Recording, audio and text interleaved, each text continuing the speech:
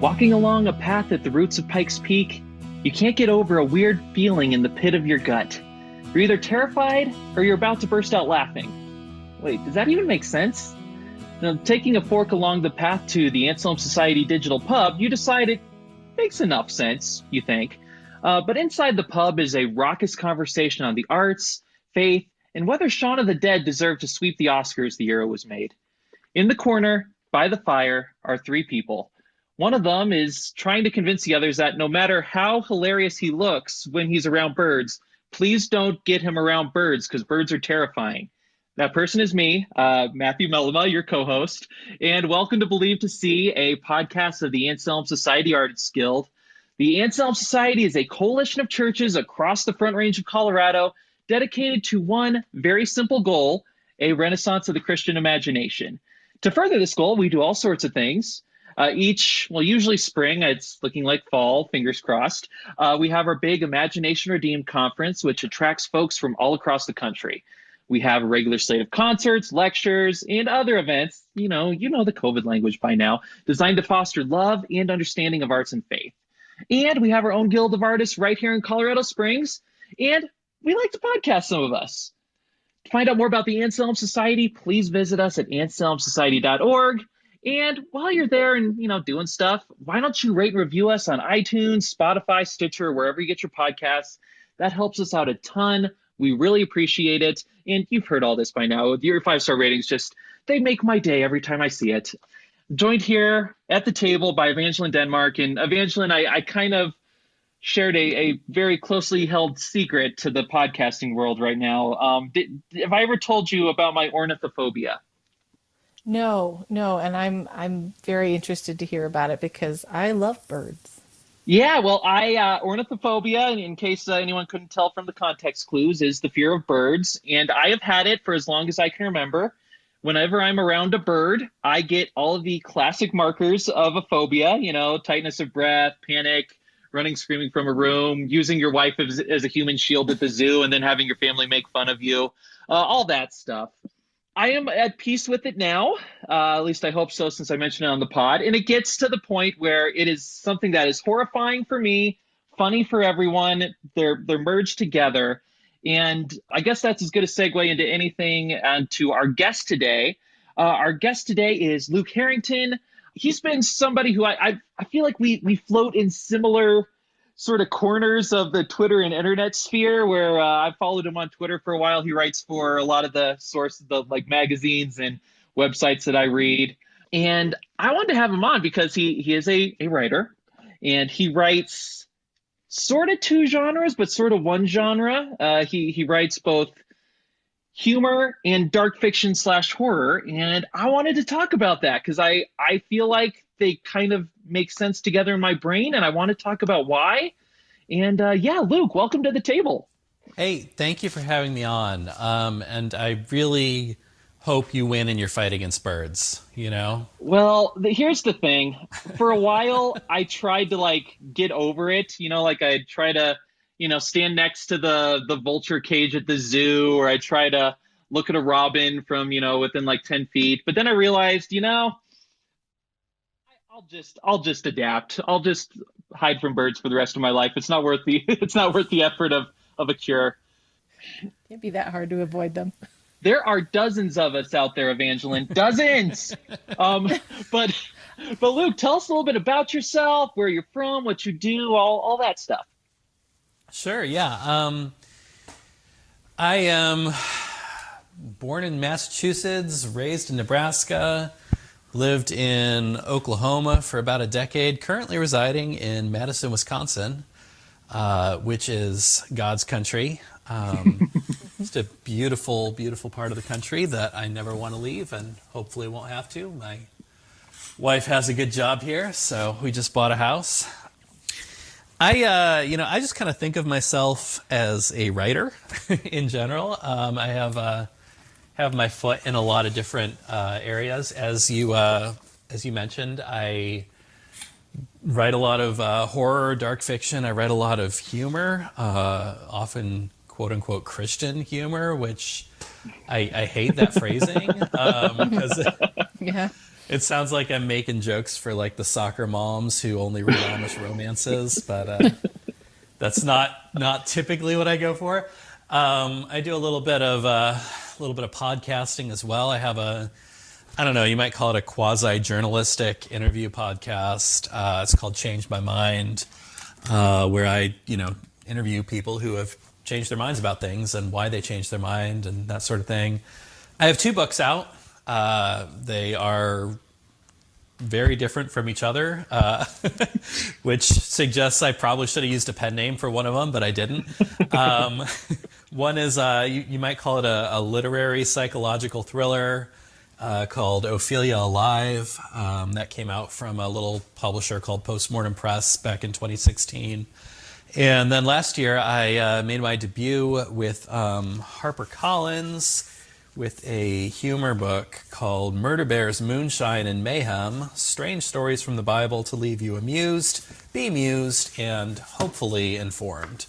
So that's kind of what I do, I make people laugh, make people scream, All right, well, both.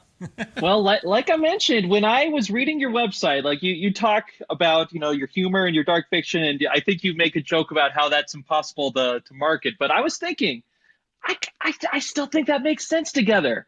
I could see that marketing together. Evangeline, let's get your priors before we dive in. Do you think that makes sense just off the cuff? Yes, I do.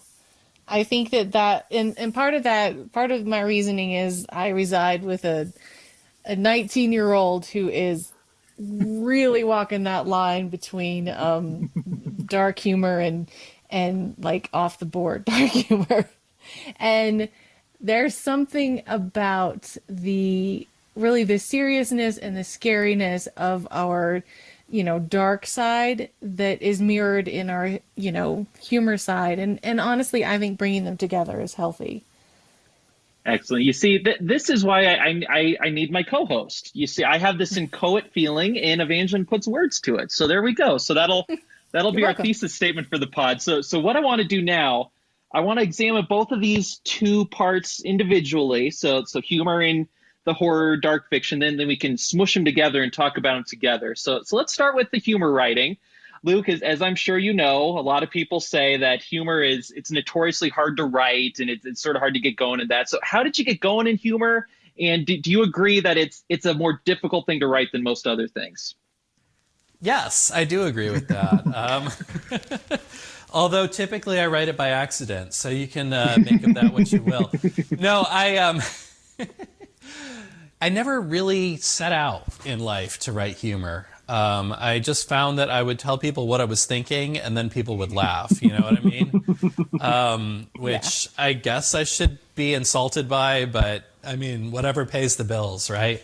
No, I'll tell you a story. When I was in my freshman year of college, I was in a short story writing class, and I wrote this short story that I thought I was just pouring my heart out onto the page. I thought it was this deep emotional story about this man learning to accept that people change, and it had all this complicated symbolism in it. And, they got around to, adjudicating my story in class. My classmates just saying, what they liked, what needed improvement. They were all like, this is a really funny story. And I was like, oh, Thanks. Okay. But I wasn't necessarily offended. I was just like, apparently I have other strengths than I thought I had. So I've pursued the humor thing kind of more deliberately on and off since then, I guess. That being said, though, I do agree that humor and comedy are much harder to do than people give them credit for. You talk to any stand-up comedian, which I haven't done much stand-up. I'm more of a writer than a performer. But you talk to any stand-up comedian, they'll tell you they worked for years and years to get their first type 5. Their first 5 minutes of jokes that would actually engage an audience. And the main reason for that, I think, is that it just takes so much fine-tuning. So much of humor is the tiny little details of like timing and word choice. And the thing about it is if you're like if you're doing it well, it looks effortless, you know, but it's very much not. It takes a lot of work to look effortless. I think that's why, you know, at like the Oscars and stuff, the comedies almost always get ignored, you know, because they make it look, if you're doing comedy well, it looks easy. Whereas if you're doing drama well, it looks completely excruciating, especially if you're Leonardo DiCaprio. So, oh gosh, yeah, that makes sense. And something I'll sort of add on top of that is with, you know, like stand-up comedians, they have the benefit of having their tone of voice, their gestures, their face, all this other stuff that can add to the joke. You know, can alter the timing, communicate other stuff. For people writing funny, like I try to write funny too, and it's really, really hard. You don't have any of that. You just have friggin' words on a page. So you can use that to somehow influence timing, and word order can be really important, but you're kind of already starting off with one hand tied behind your back. Is that what you found as well? You know, it's a lot like writing poetry almost, right? Like, you know, if you're writing a song, you have the music, you have the rhythm to go with. If you want to do that with poetry, you have to suggest all that stuff with the words, you know? The trick with a lot of good writing, and especially humor, is to try to control the rhythm of the words in the reader's mind, which is, you know, easier said than done, obviously. But it's really, I mean, it's just there's no real trick to it. You just write and rewrite until you get it right, you know? And by then it's not funny to you at all. Well, so you have to go to somebody else to get some perspective, because maybe it was funny when it first occurred to you, but that has long passed. Yes. Okay, so one tiny point here. So Luke, you are active on Twitter. I mentioned how I've followed you on Twitter for a while. Do you find a lot of pressure being a humor writer who's active on Twitter? Do you be like, all right, I need to be funny all the time. Let's go. Just crank out the funny. Nah. I never get any response on Twitter, you know, like I swear I have somewhere in the neighborhood of 4,000 followers, and every time I tweet, I know the exact 6 people who are going to respond to it. You know, like I get likes from the exact 6 people every time. I don't know who my followers are that they just ignore my tweets. But I put very little effort into social media, which I probably should put more into it so that more people know I exist. But I don't know if there's like a secret formula to become an influencer on social media. I haven't cracked it. I don't know. I mean, maybe the secret formula is to look good in a bikini. I don't know. I don't know either, but I'm sure would help. Oh man! Hashtag life goals. There you go. So I know exactly where you're coming from on that. I will say shout out to my father-in-law and my cousin Leanne, because they dutifully like everything I post, and a lot of times they're the only ones. Nice. So let's pivot a little bit now to talking about a particular brand of humor. Evangeline, I want to do one of those tests where I say 2 words and you give word association. Oh, great. Christian humor. Oh. That was my word association. A groan. Yeah, there you go. That's probably a lot of people's reaction. So Luke, how do you operate as someone who writes in a lot of the, Christian evangelical spheres as a humor writer? What is that like? Depressing, empty. I mean, we've touched on this a couple of times now, but there is kind of this. Did you say ingrown, Evangeline? Is that what you said? Oh no, I said a groan. Yeah, a groan. A groan. Okay. Was my. Because I was going to say ingrown isn't too bad either. I mean, no, that'll work. Let's go with that. I was clever. Certainly, this evangelical subculture that keeps people like John Christ and Mark Lowry in business. Oh gosh. And yeah, I mean, I don't find that sort of humor particularly compelling, personally. Like, I don't know. I've always felt like kind of, the black sheep at churches, the troublemaker in the back row. Yes, I'm there with you. I don't really relate to necessarily the church lady humor. I'll tell you, my thing when I started out writing was like, I was just kind of like, I have no idea who's going to read my stuff, who my audience is going to be.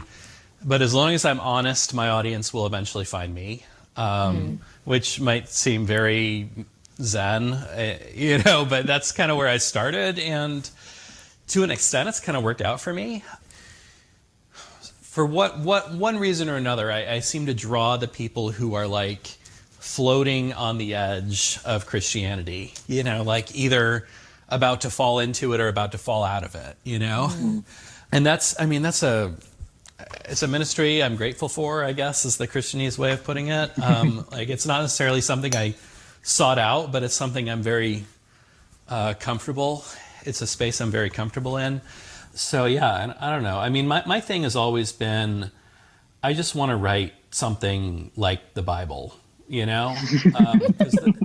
Modest goals, yeah. Well, I mean, because the Bible it's obviously a very spiritual book. It's got some high moral ideals, but it's also like weird and gritty and full of poop jokes and, full of like drunk people falling off camels and stuff. And like, I mean, if the Bible was published as a new book today, you wouldn't be able to sell it in Christian bookstores, and you probably wouldn't be able to sell it in secular bookstores either.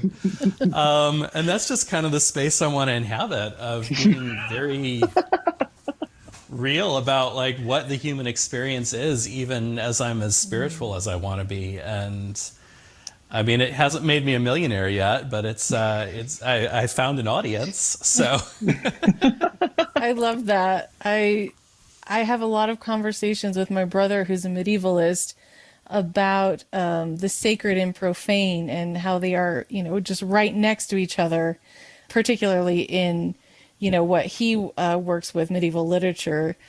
So he'll read me stuff or send me stuff about, these plays that have these high themes, and then also these little, segues of jokes about, the alewife or whatever.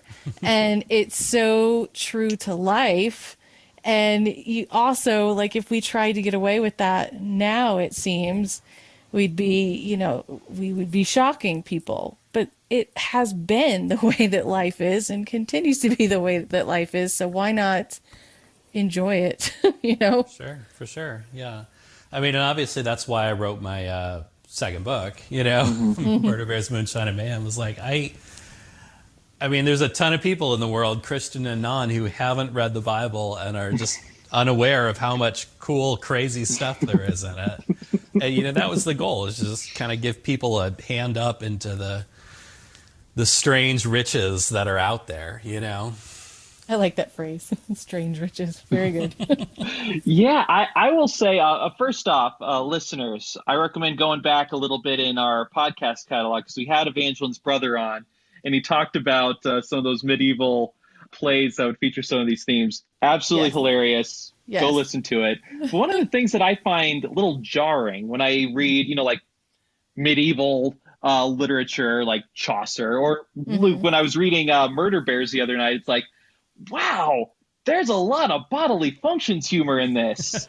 I was told that was impolite. My dad told me I could not only do that when my mom was out of the room. But now here we are joking about it in great literature in the Bible. Yes. Like, Luke, what am I to make of this?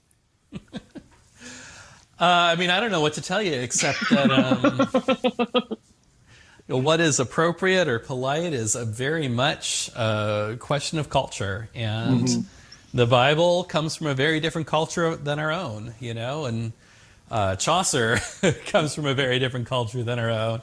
There's an expression I keep hearing, I don't know where it originated, that the past is a different country. They do things different there. I mean, that's just kind of how it is, It's very, very hard to take off the modern blinders of what certain things mean to modern people and read scripture or other ancient literature through the eyes of the original intended audience, Yeah, and I let you speak to this more, but I'm guessing that's one of the points of the Murder Bears book. Or I believe you also wrote like a Christianity Today column where you'd go through like episodes in church history that are so shocking they're almost funny because they're so shocking and scandalous.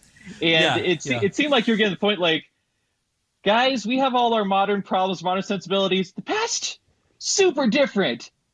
Maybe this is encouraging. Did I get the gist of that, or what, how would you phrase that? Yeah, I mean, it was. I wrote it for a while for Christianity Today under the title "Dumb Moments in Church History." After they canceled it, I moved it over to Christ and Pop Culture under the name D-List Saints. But yeah, there's quite a backlog if people want to go online and search for those. But yeah, I mean, like, certainly part of it was just a love for church history, but part of it also was that, it seemed like there was a new scandal every week in modern Christianity, and it was just like, well, it's pretty much always been like this, guys. Maybe what's scandalous has changed, but there's always been something bizarre going on. So, Yep, the bizarreness is always with us. And to any church ladies out there, hey, guess what? Chaucer has poop jokes. The Bible talks about poop all the time. Get over it. It's okay. So now let's shift gears to dark fiction and horror. So you told us how you sort of got into the humor writing. How did the horror writing start? Was it around the same time? What happened? Yeah, I mean, I've always kind of just been a horror fan. Ever since I was like a fourth grader in the 90s reading Goosebumps, I wasn't allowed to read Goosebumps, but I'm very jealous of you. I wanted to. I don't know exactly how it started. I guess I was writing a fair amount of fiction in college, and kind of no matter what I tried writing about, it always started taking, like a dark, creepy turn, and it was like, okay, I guess this is what I need to be working on. And I don't know. I mean, like you said, there is a lot of commonality between humor and horror. I had a screenwriting professor in college who said, really the only difference between horror and comedy is the music. But I mean, structurally, it is very similar in a lot of ways of, build up followed by punchline. Whereas, I mean, the main difference being that you're trying to elicit a laugh versus trying to elicit a jump or a scream or whatever. But it is kind of that same, there's that same essence to it for like people who like to really tinker with words, to just go over words over and over and fine tune the rhythm and the pace to try to have that emotional effect on readers. So I don't know. I guess it dovetails with my, my love of the written word in the same way. Does that answer your question? I have no idea what the question was anymore. No, I think it did. I think it did. And Evangeline, I kind of want to get your take on this too, because your writing has a lot of suspense elements, but you also have a very keen sense of the absurd that I've noticed. Do you find those two things dovetail together, like Luke said? Thanks. I am in the same camp with loving to tinker with words and loving to find the exact way to phrase something so that it has the right amount of punch, whether that's, something that's scary or something that's funny. I usually more go for humor in just, Facebook posts or whatever, because it's just easier there. It occasionally surfaces in my fiction writing, but I think I probably focus more on the darker aspects and the scarier aspects. And I think, I think both they're very, wordcraft oriented and also very subversive in that they're pulling up emotions and working on that subtext. I'm just randomly curious, Luke, is it difficult to make you laugh? Because it's hard to make me laugh. Like movies that are supposed to be funny, I don't really laugh out loud. I'm like what they would call a hard mark. And I'm just wondering if that's something that comes with someone whose brain kind of automatically plays with words in order to make them as funny as they can be. You know, I actually laugh at pretty much everything. Like, Okay. like if I was with me, I would want to punch me in the face most of the time, I think, because I'm just constantly laughing. So, I mean, that's a note. Like, I don't know if this story is interesting or not, but I remember a very specific time in my childhood, like when I was maybe 5 or 6. Like, I was very hard. It was very hard to make me laugh. You know, like I would think, hey, that's funny all the time, but never actually laugh at stuff.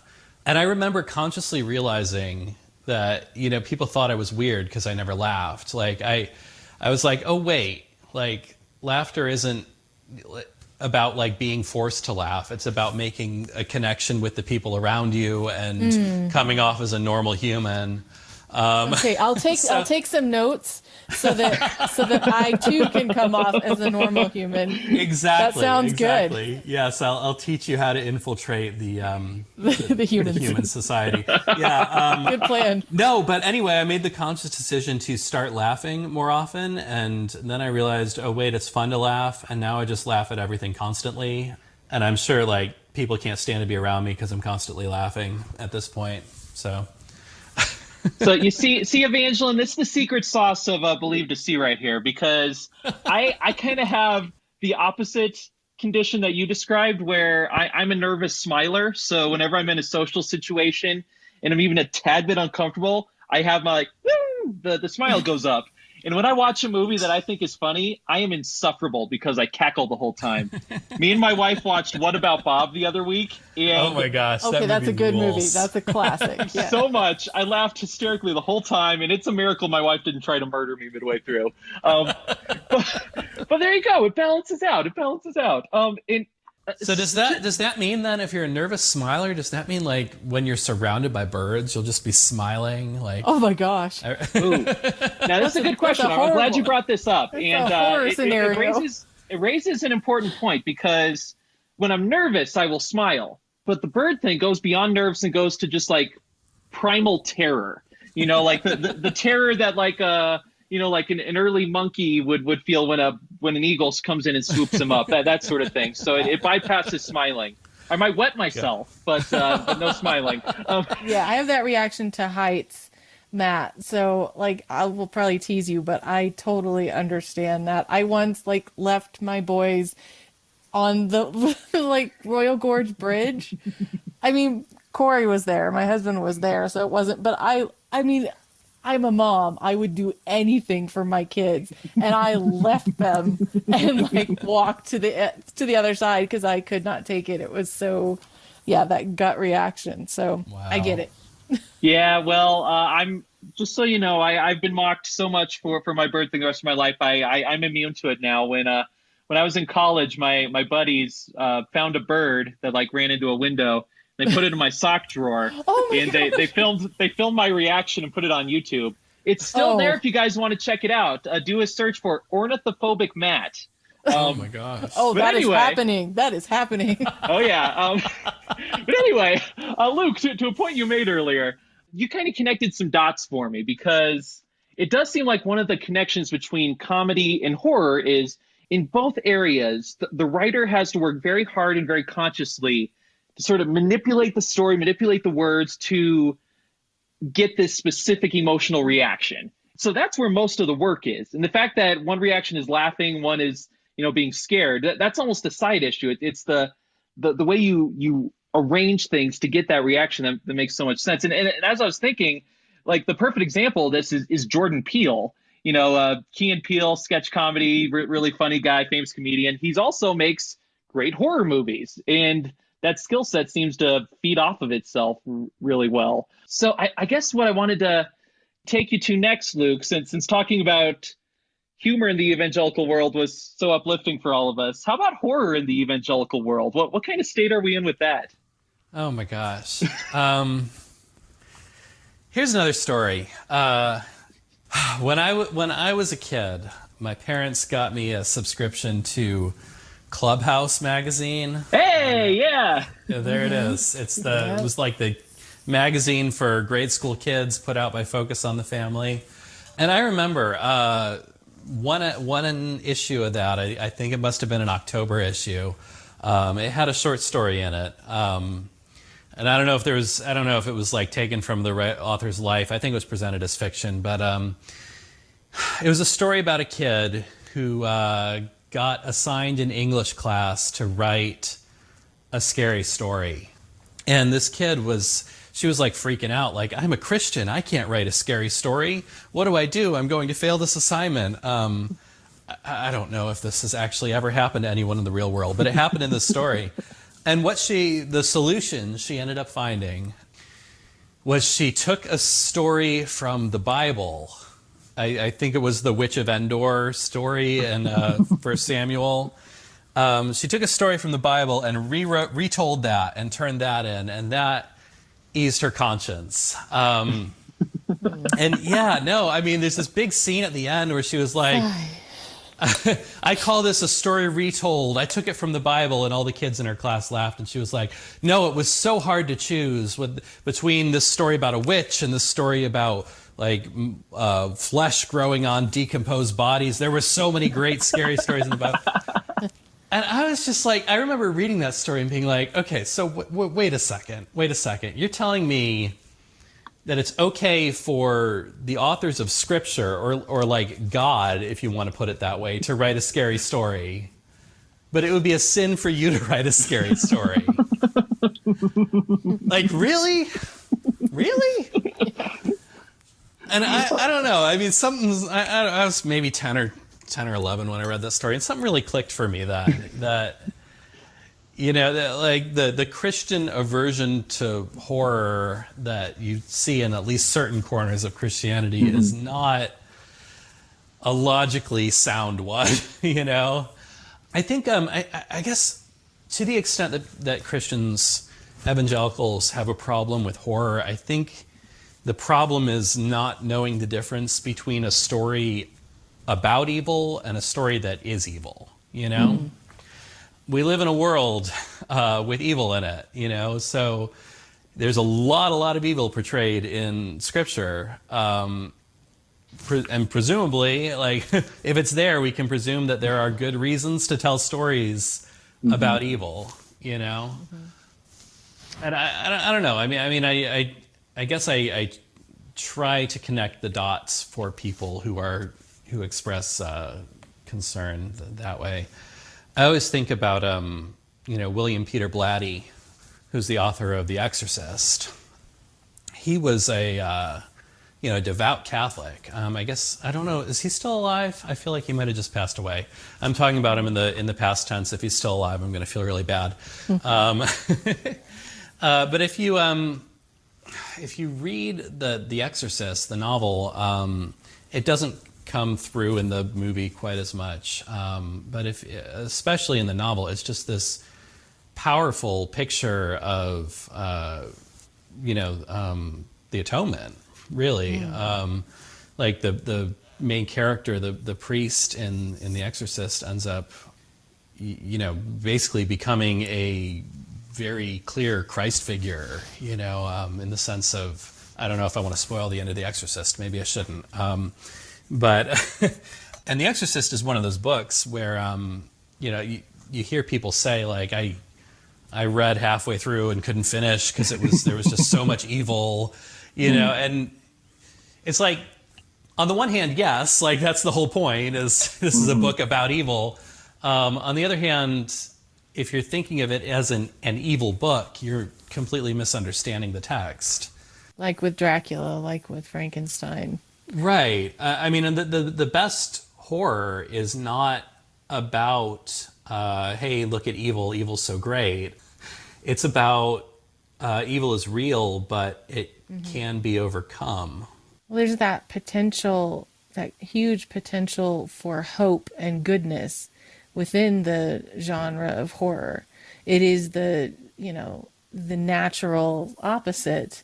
And in so many other stories, everything is so blurry, and you can't quite dissect as a hero and anti-hero, do you really care? But in a lot of horror, it's really clear. Yeah, no, that actually makes sense. And just so you know, Luke, I did a Wikipedia search, and William Peter Blatty died in 2017 at age 89. Okay, yep, that rings a bell. Yep. So I'm going to just dump a huge question on your lap, Luke, but what do you think are more healthy approaches Christians can take to horror? Because, a lot of objections to horror genre I can sympathize with. It's not just because I'm easily frightened, but that's part of it. So if you want to interact with the horror genre, but do it in a way that isn't, inconsistent with your faith, what do you think the right approaches are to that? Yeah, well, I mean, I think with so much literature, including horror, but not limited to horror, the problem is really getting people to understand stories as stories. Mm-hmm. I don't know if I'm evangelical with a capital E. I definitely move in certain evangelical circles. Yeah.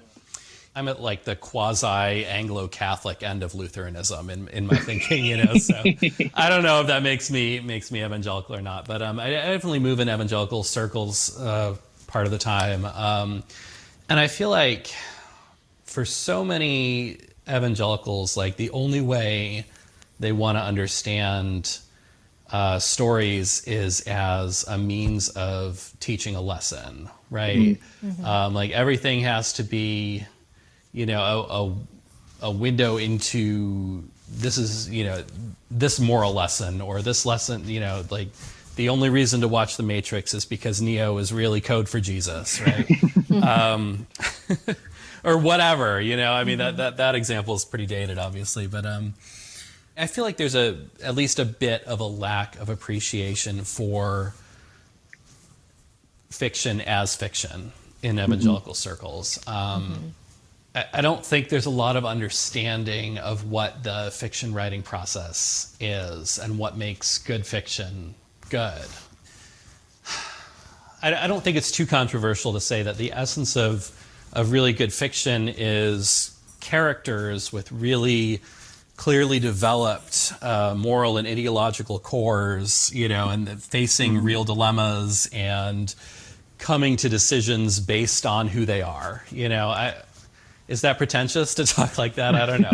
But, I mean, that sort of writing does not lend itself well to pat moral answers often, and that's not a bad thing. Like real life is full of difficult moral quandaries that, there maybe aren't easily discoverable answers to, I mean, no matter how committed to, to quote unquote biblical morality you are, there's always going to be dilemmas in your life. And you need certain skills to be able to address those dilemmas.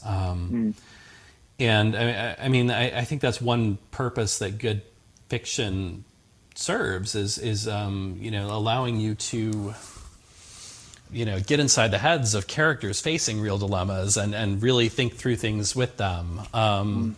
I'm rambling a bit. I don't know if I'm making sense. Oh, absolutely. Absolutely. Believe me, what you're talking about, you are speaking our language here at Anselm.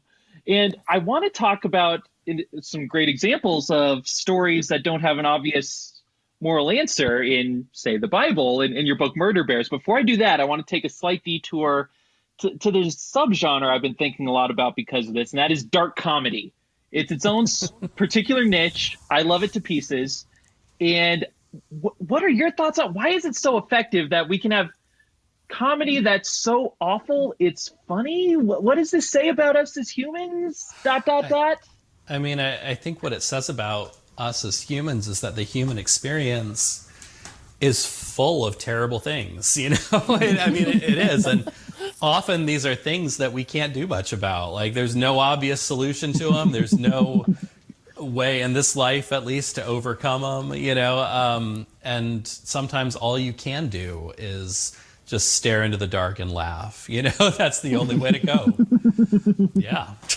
Yeah. Evangeline, your thoughts on dark humor? I'm guessing Corey's a huge fan. I'm picturing Corey like, yes, that's his thing. Am I right? Maybe not as much as me, actually. Ooh, okay. And neither of us as much as our son. But but Corey definitely has an appreciation for it. As you were talking, I was thinking about this movie we just watched, Life After Beth, which is a zombie movie with Aubrey Plaza. And instead of it being your typical, immediately cut to lone survivor and, how are they going to survive and lots of carnage, it's a very, very focused story about this boy whose girlfriend has died and then she comes back. And it just is realistic in this like absurd way. Like, what would you actually do if someone you knew had died and came back? And it was so interesting and offbeat and truly funny. But it gave us, as Luke was talking about, that deep character reaction, the arc and reaction, and that was what made it valuable. That was what kept our interest. So I think it was a marriage of the two, the humor and that component for good storytelling, which is that character that you care about. I had not heard of this movie, but I am sold. Man, sounds amazing. Absolutely. I mean, Aubrey Plaza plays a zombie in a dark comedy. Yes, yes, and yes. Yeah, Has Aubrey Plaza ever been in anything bad? I can't think of anything. Yes, and I can't remember the name of it, which is just as well. Just as well. Yeah. Everything else she's been in is great, though. Yes, everything else is fine. All right, so now I want to. This is partially related. So I want to talk about your books now, Luke. So first off, your novel Ophelia Alive, which seems to be sort of in this psychological thriller, psychological horror genre. But the characters, the narrator is really funny. She's sarcastic. She has sort of this weak sense of humor. So was that intentional on your part? And how do you think that serves the overall story? It was intentional, and I honestly don't feel like I did it as well as I should have.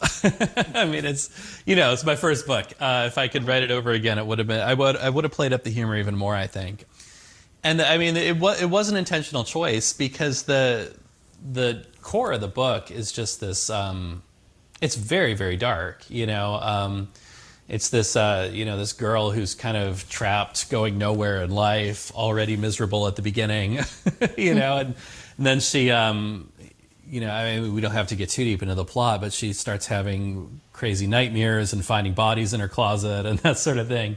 So it's a very dark book. There's not a lot of light between the shadows in the book, and I mean. When I was in the process of drafting the book, I just realized, this is insufferable unless I inject some humor into it, this is not the reader, it's a first person stream of consciousness kind of book. So you're stuck in her head the whole time you're reading the book. And it's like, I need to make this character someone readers will be able to tolerate for 300 pages. So I need to give her a really dark sense of humor. So yeah, I mean that's why the book came out the way it did. So I'm interested to hear that if you could write it again, you'd make it even funnier. Why is that? I feel like it. I mean, this is like very technical, dry stuff, but I feel like the plot drags quite a bit, especially in the first 100 pages or so, because I think she goes whole chapters without making a joke sometimes, which I think is just a bit of a slog, But yeah, I mean, like I said, I said this at the beginning of the interview. I never really set out to be a humorist per se. I fell into it because, I guess I'm just naturally funny. Nothing I say actually makes sense, so people laugh. But as I've gotten deeper into my career, I've kind of learned to lean into that as a strength a little bit more. So, I have a second novel written that I'm kind of in the process of trying to sell right now, and it does lean much harder into humor. I mean, it's still dark fiction. There's like demons and ghosts and stuff, but it's played for laughs as much as chills, So, nice. Yeah, I'm on board for that. Yeah, well, hopefully, by the end of the year, I'll have found a publishing home for it. We'll see. Keep your fingers crossed. Very nice. Yeah. Well, me and Evangeline can both say the process of finding a publisher is just one nonstop joyride, and just Truly. Yes, just flowers and roses absolutely. the entire Gosh. time. But, so now let's talk about your more recent book, Murder Bears, Moonshine, and Mayhem. And you talked earlier, Luke, about how the two books didn't seem to have much in common.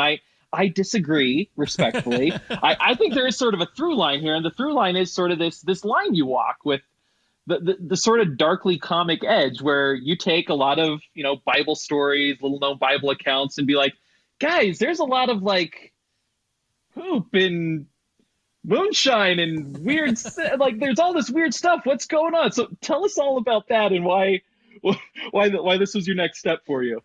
Yeah, I mean, it really all started back in 2013 when I was occasionally contributing pieces to a website called cracked.com. I don't know if listeners will remember them. They're still technically around. They're not really what they used to be. They got sold, and the new owners fired all the editorial staff, so they're not really worth reading anymore. But yeah, back around the late 2000s, early 2010s, they were one of the best websites on the internet. They were, numbers-wise, they were the most popular humor site on the internet. And yeah, what they did was they would do like fact-based listicles with lots of jokes, basically. So, not satire, but like humor about facts, So it would be like 6 blanks you won't believe are blank, or, six blanks you had no idea were blank, that sort of thing. Which like every clickbait site on the internet ripped off that formula, but they were the first to do it. So anyway, yeah, I pitched an article to them back in the day called, what was it? 6 filthy jokes you won't believe are from the Bible. And, it came very natural to me as the son of a pastor who also has kind of a dark sense of humor. Did not try to hide what was actually in the Bible from me growing up. So yeah, I wrote that for them, and it kind of blew up a little bit. They were a very popular site, so every article they published you knew was going to get 1 million reads or so. This one got a few more than that. Got the attention of a lot of people. I got name dropped in a newspaper in Australia for some reason. Someone on Twitter tweeted me this. It was like a print newspaper. They took a picture of it and tweeted it at me, and there was like a whole article about my article. And like when I originally pitched the article, I didn't think of it as that big a deal. I was like, this stuff has been around forever. It's public domain. Everybody knows about this, right? But it turns out there are a ton of people who haven't read the Bible, So it was like, I guess I'm onto something here. And a couple of days after the article dropped, I got an email from a book packager, and they were like, would you like to expand that into a book? And a book packager, for listeners who don't know, they're not a publisher. They're like a middleman almost. They come up with ideas for books, they hire authors to write them, and then they sell the books to publishers, and they take half the money because, of course, they do. So I signed with them, and I was signed with them for 3 years, but they never managed to sell the project. And it was like I went from like I'm just starting out writing to I have a book deal to oh, never mind, this is not going anywhere.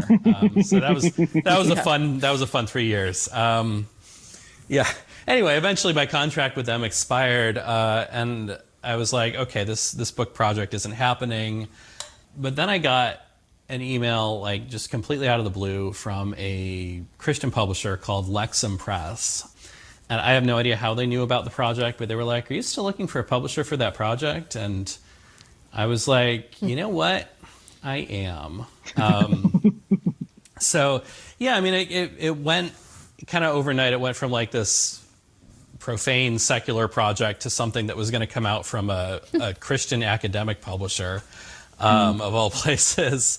And so I signed with Lexham, and I was contracted to them for 1.5 years. I wrote the whole book. And then, like, right before they were about to publish it, they were like, yeah, we're not actually publishing it. So it was like, like we were saying about finding a publisher, it's like, I mean, I've been bouncing around. This book has been bouncing from publisher to publisher, or secular to Christian to secular to Christian. It was a long and brutal process.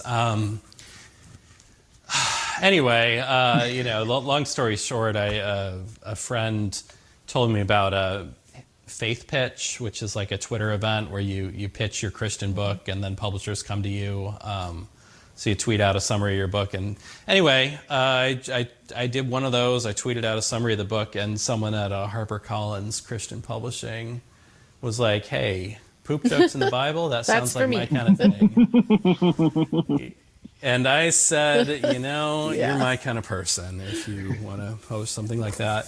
But yeah, I mean, it's like I said, it is kind of something I fell into. Like it didn't seem like a big deal, and then it became a big deal.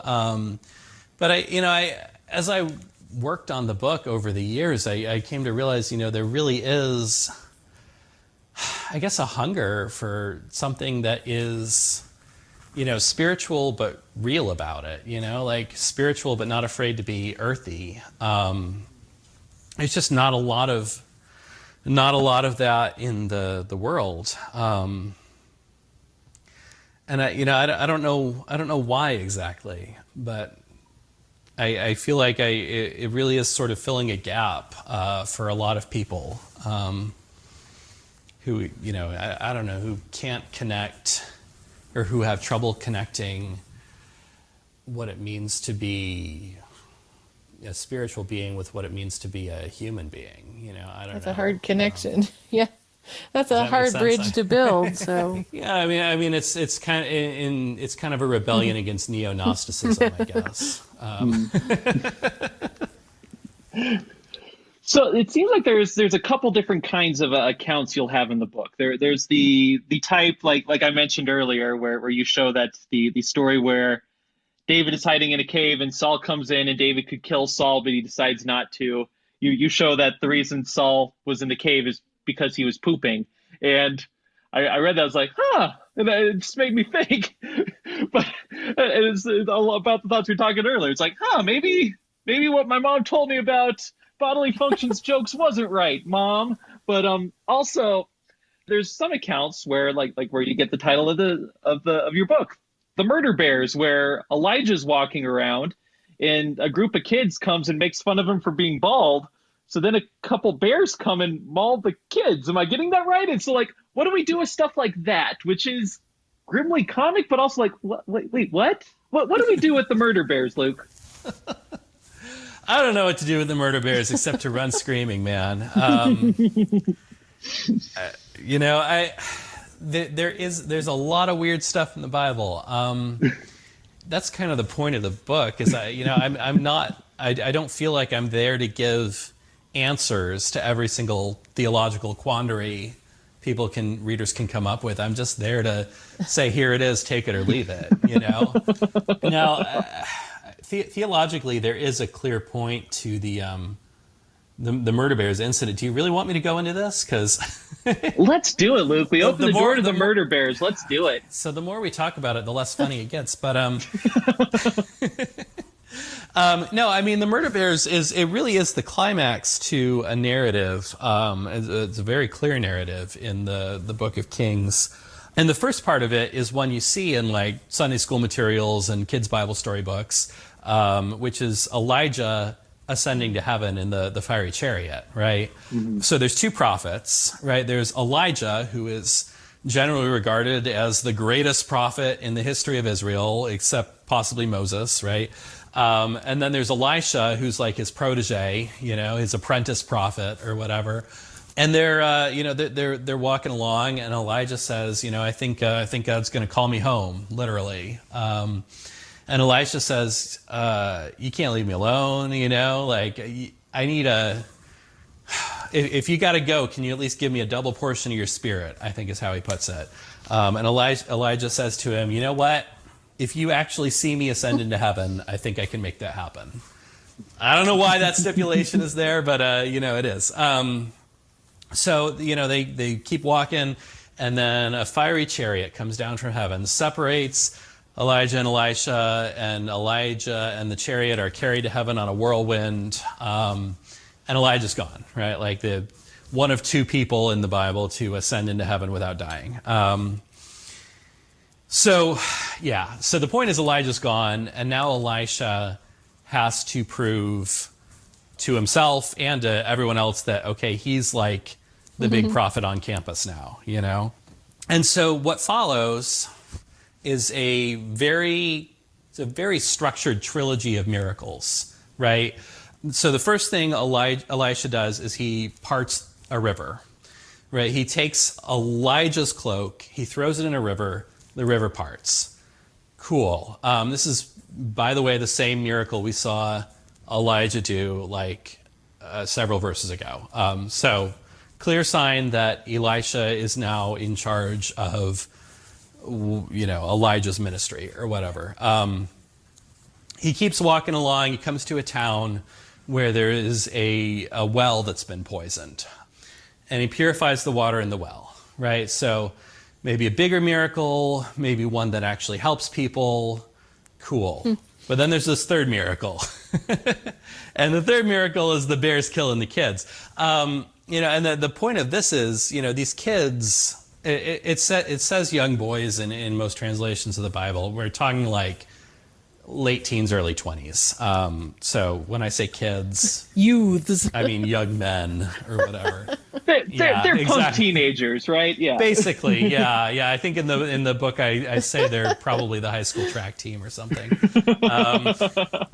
They're clearly not cool enough to be the football team. But anyway, they are jeering at him, right? They say, "Go on up, you bald head," which is like the English translation of that insult is ridiculous. It just sounds silly and goofy.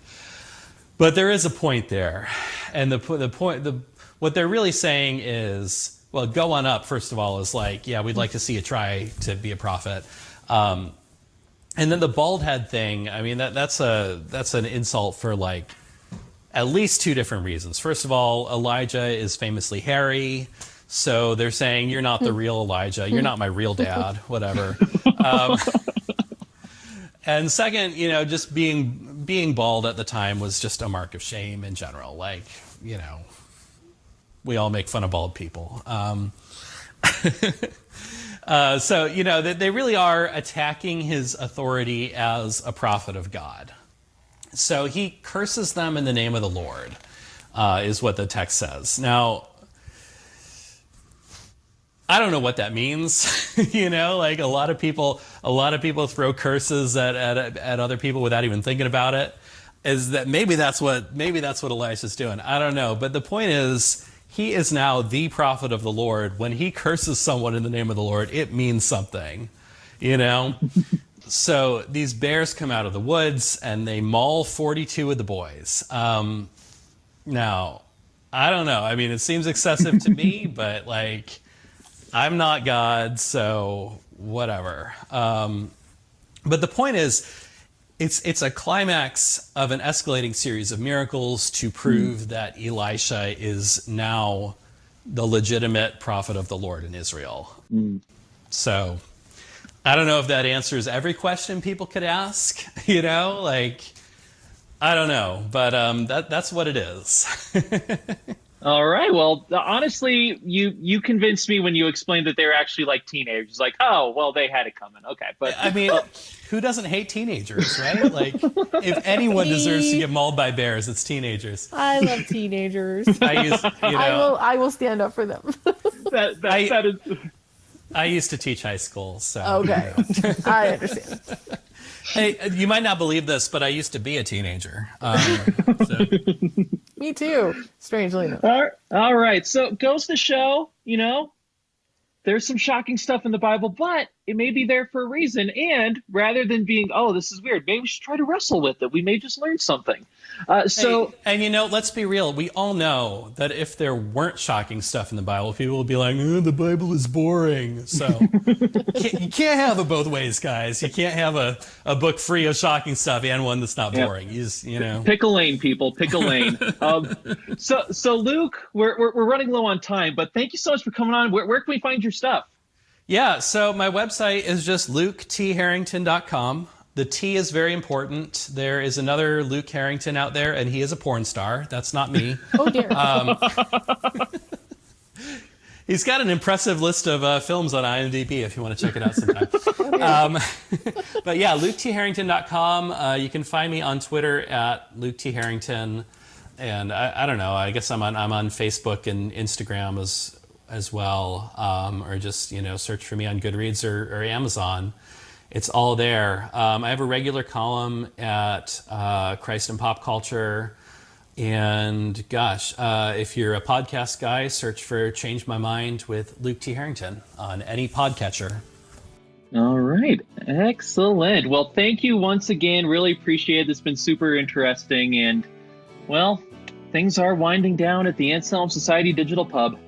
The fire's down to embers, the customers are trundling home, and you've polished off your final glass. Once again, Believe to See is a podcast of the Anselm Society. Thank you all for joining us.